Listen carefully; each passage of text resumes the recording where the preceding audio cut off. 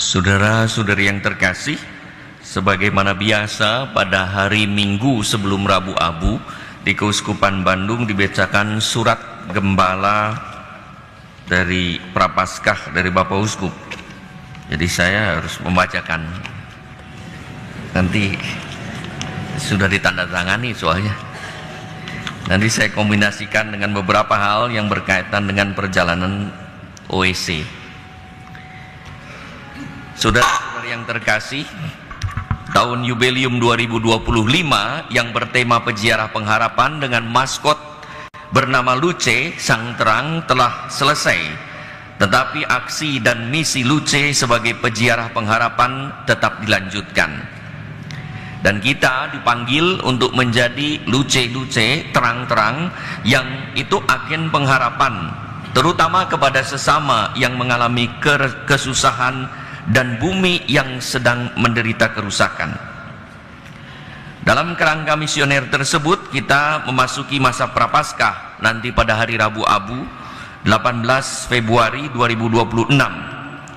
Saat itu dahi kita diberi tanda abu sebagai ungkapan pertobatan agar hidup kita memberi pengharapan kepada sesama, terutama saat ada jeritan orang miskin yang sengsara dan jeritan bumi yang menderita. Dengan tema aksi puasa pembangunan 2026, gerakan misioner gereja dalam menghadirkan pengharapan, kita bertekad untuk berkata dan berbuat serta menulis dan merilis segala sesuatu yang memberi dan menambah pengharapan. Jadi di sini kita diundang untuk mengatur, mengontrol perkataan dan perbuatan kita, serta menulis dan menerbitkan sesuatu yang memberikan pengharapan.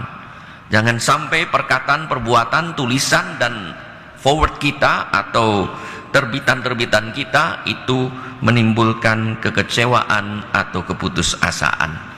Maka mudah-mudahan berita-berita kurang baik, berita-berita buruk, apalagi berita-berita bohong tidak disebarkan kemana-mana, tetapi berhenti terakhir di handphone kita. Saya lanjutkan.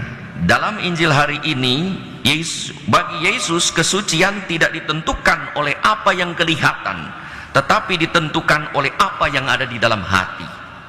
Yesus mengajak kita untuk menyadari kehidupan yang lebih dalam, yaitu hati yang tidak terlihat, yang justru menentukan perbuatan yang kelihatan.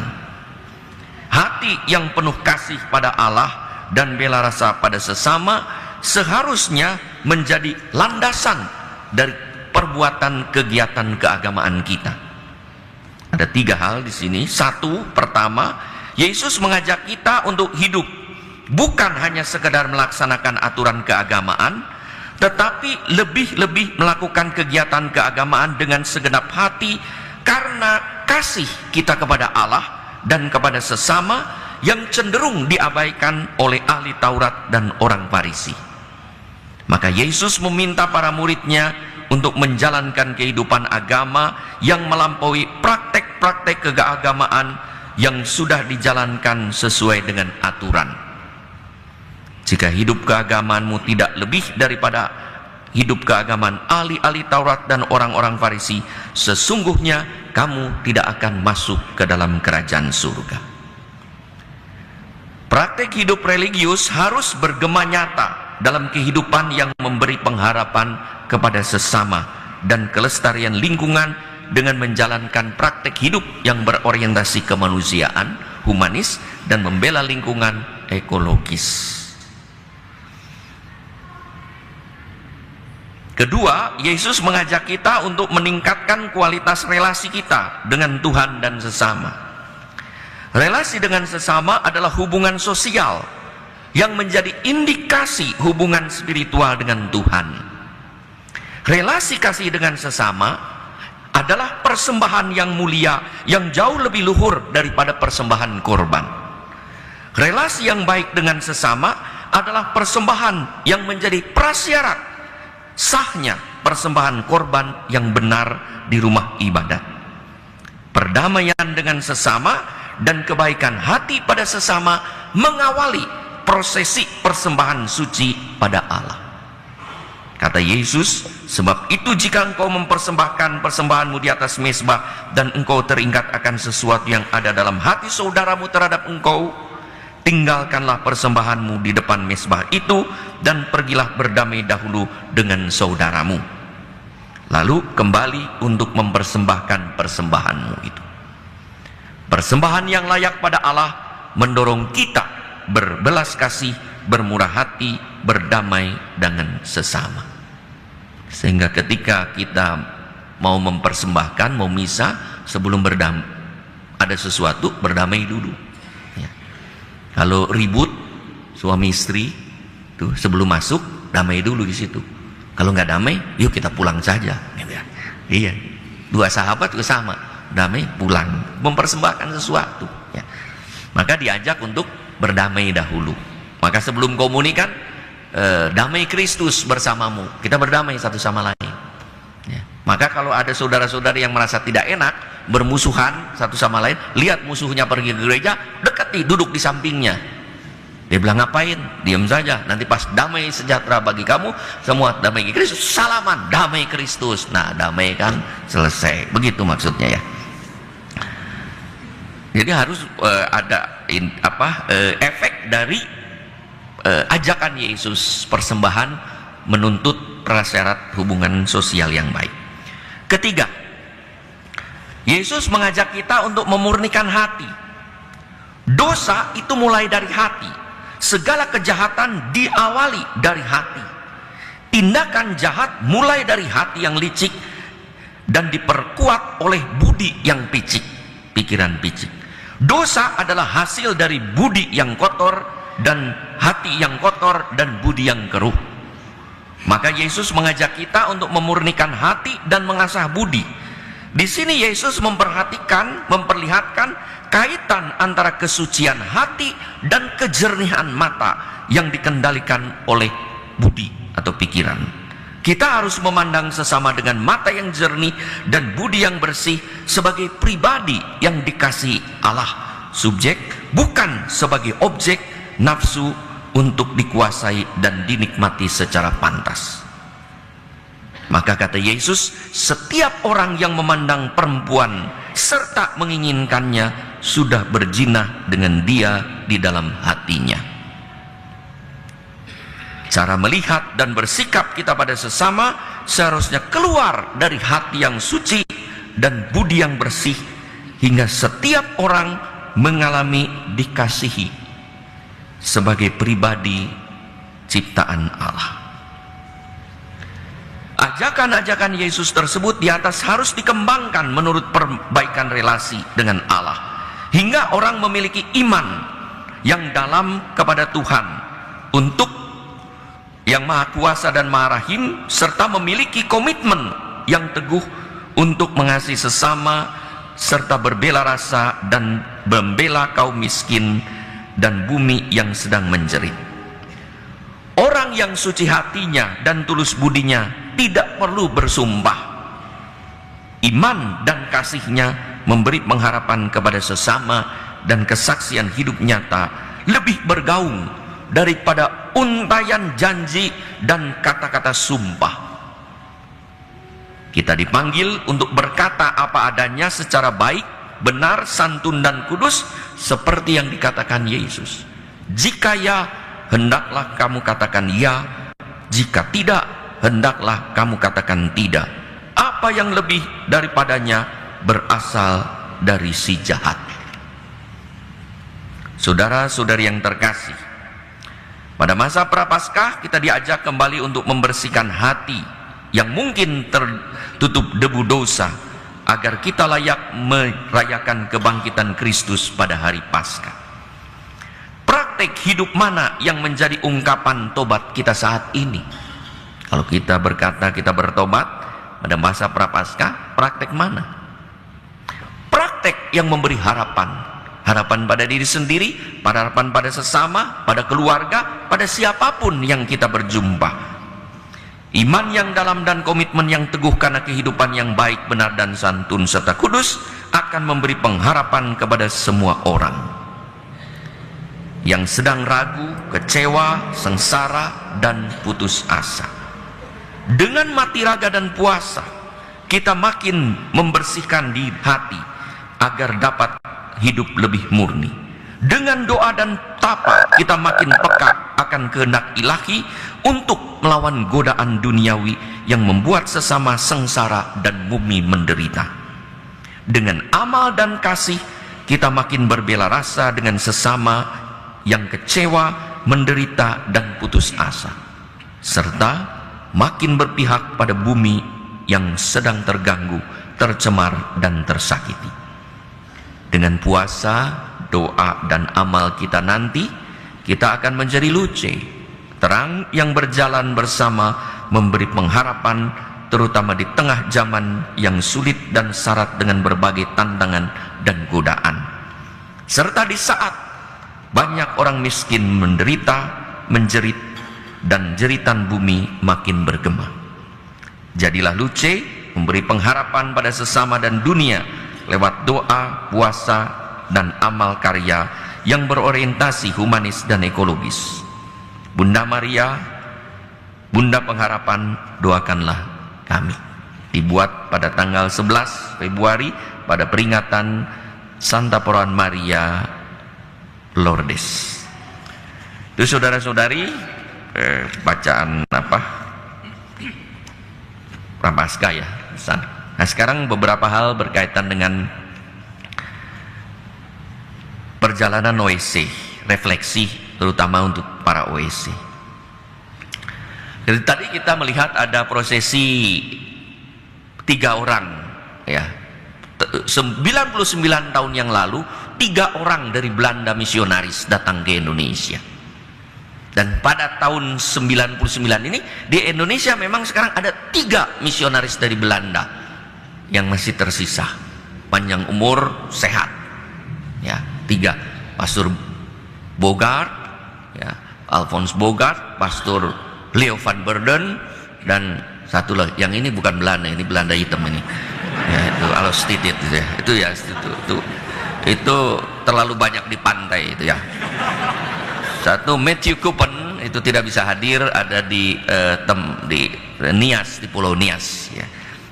Jadi 3 orang waktu itu, dan menjelang 100 ini juga 3 orang. Dalam upacara pengucapan kaul OSC, seorang krosier mengucapkan janji untuk menghormati Allah dan pimpinan serta taat kepada pimpinan siapapun sampai mati. Itulah kaul religius yang bertumpu pada kasih ilahi melalui janji untuk taat dan setia secara insani yang menembus batas. Umurnya berapa, dari mana, siapa, ketika ia pimpinan, seorang kursier berjanji untuk mentaati jenderal melalui provinsial. Ordo dan komunitas tumbuh menembus batas apapun kalau berdasarkan kasih ilahi dan kesetiaan lahir dan batin yang tampak dalam ketaatan. Salah satu tanda kesetiaan tersebut adalah tidak berzina, baik secara lahir maupun batin, sebagaimana ditekankan Yesus di dalam Injil hari ini. Kamu telah mendengar firman, jangan berzina, tetapi aku berkata kepadamu, barang siapa memandang perempuan dengan menginginkannya, dia sudah berbuat zina di dalam hatinya. Apakah ada orang yang pernah menyeleweng secara badani? Apakah juga ada orang yang pernah menyeleweng secara rohani, berbuat zina di dalam hati? Bagi pasangan suami istri, dalam konteks kehidupan seorang biarawan OSC, apakah ada krosier yang pikirannya terpecah, hatinya mendua, energinya tercerai-berai, hingga hidup dan karyanya pun terbagi-bagi, bagikan mempunyai 2 atau lebih, tanda petik istri, mengabdi 2 mamon, berzina. Jadi kalau tidak fokus pada kehidupan ordo ya, walaupun tidak memandang wanita, terus setiap hari memandang pria, berbuat zina. Iya ya. Jadi bukan Yesus bukan soal berkata tentang istri, tentang perempuan, tapi kalau hati sudah tidak pikiran terpecah, hatinya sudah mendua, sudah berpikir yang lain-lain, pekerjaan yang lain, hal-hal yang lain, karya yang lain yang tidak sesuai dengan visi dan misi ordo dan perutusan pimpinan, berbuat zina. Ya. Itu yang mengabdi dua tuan, maka katanya mengabdi dua mamon. Jadi hati yang berpikir-pikir, nah itu yang sudah berbuat. Jadi itu hati itu yang menentukan itu. Ya, jubahnya sama, pikirannya kemana-mana, berzina itu. Ya, jangankan memikirkan wanita atau memikirkan anjing pun berzina. Iya, jadi itu ya. Jadi ini dalam sekali Yesus tuh memandang dengan hati, ya. Nah, sama dalam keluarga juga hati itu ya. Mau memandang apapun ya, ketika pikiran tidak fokus pada kehidupan keluarga. Nah, sebenarnya tidak fokus lagi hidupnya seluruh energinya. Kenapa hati? Karena begitu hatinya mendua, energi materinya pun mendua. Karya hidup komunitas mendua. Begitu. Tandanya apa? Happy, sukacita atau tidak? Nah, lihat nih, perhatian nih, ya, mukanya happy tidak? Happy, ya. Cengar-cengir sendiri gila, nggak happy itu ya, beda happy dengan gila. Jadi ya sukacita itu at home, merasa at home di komunitas, at home di komunitas, at home dengan karyanya, merasa keresahan. Nah itu tanda mungkin utuh tidak berzina, tapi sudah tidak betah, gelisah, gitu ya, lalu capek, lelah, berkeluh kesah, itu berzina. Karena apa? In cruce salus, di dalam salib ada keselamatan. OSC itu tidak ada yang mengeluh, kodratnya begitu. Karena apa? In cruce salus, dalam salib, memanggul salib, dia bilang enggak apa-apa, nanti ada kebangkitan.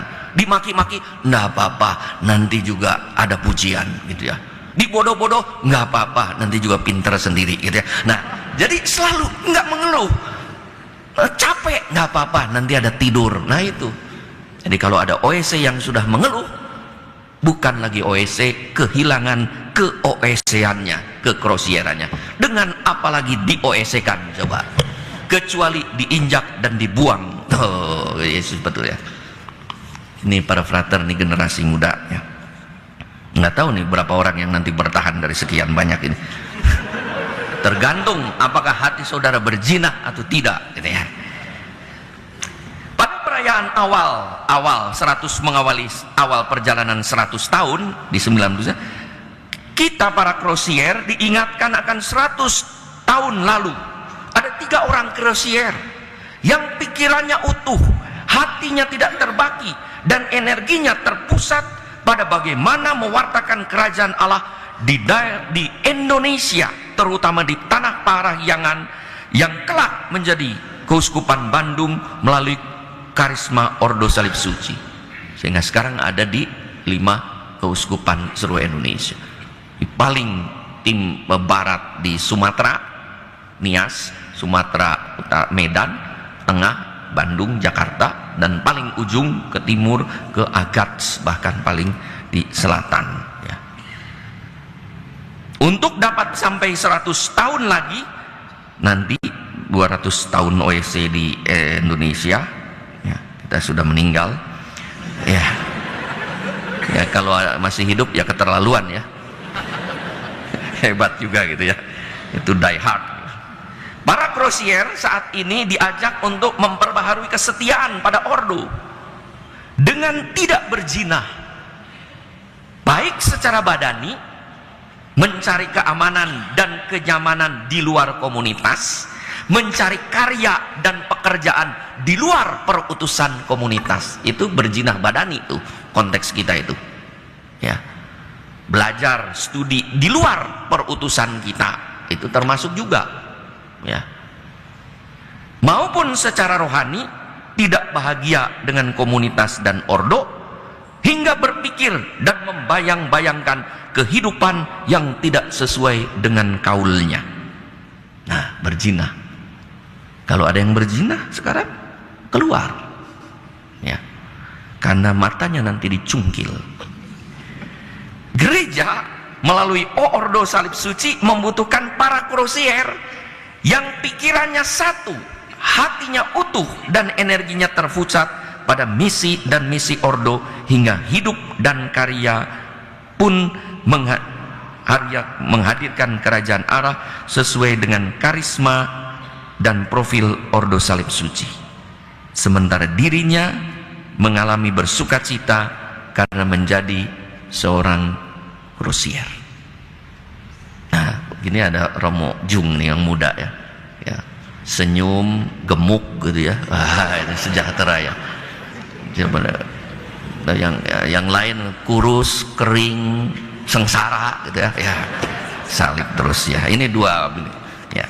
Ya, mudah-mudahan sekali lagi itu semua adalah kita semua ya, Ordo ya, para anggota, tapi kita hari ini diingatkan melalui nasihat Yesus untuk sungguh memiliki hati yang utuh secara badani, karena 3 orang itulah yang mengantar kita keutuhan dan kesatuan itulah. Dan terima kasih tentu kepada para misionaris yang telah menanamkannya. Gereja Keuskupan Bandung mengucapkan terima kasih, keuskupan-keuskupan lain juga di Indonesia, atas kehadiran Ordo Salib Suci. Dan terima kasih sekarang masih hadir 2 misionaris yang menunjukkan hidupnya sudah tidak pernah berpikir lagi ya, pulang ke negeri Belanda. Tidak ada pikiran, hanya pikiran pulang ke surga pada suatu saat. Semua orang berpulang ke surga ya. Ya, itulah orientasi kehidupan seorang kita kaum religius, berpikir orientasinya hanya ke surga, ke rumah Bapa. Dan di sini perjalanan mampir untuk mewujudkan kehidupan, karisma, dan profil Ordo Salib Suci sesuai dengan tanda-tanda zaman gereja setempat di mana Ordo Salib Suci hidup dan diutus. Amin.